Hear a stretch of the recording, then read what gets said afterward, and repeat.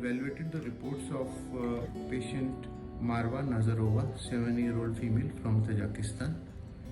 The child is suffering from a complex congenital heart defect, detransposition of great vessels with VSD with pulmonary stenosis.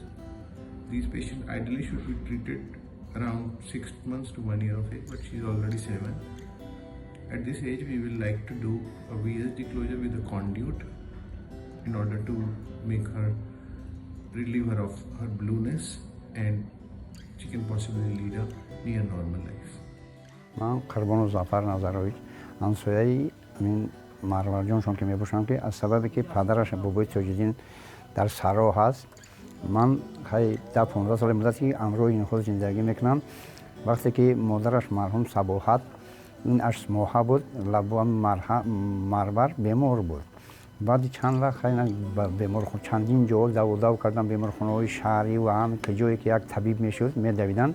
مادرش که از عالم گذشت زن دخترها که از 2 سالگی بالا مربر رو باید طبابت کنیم برای جراحیش.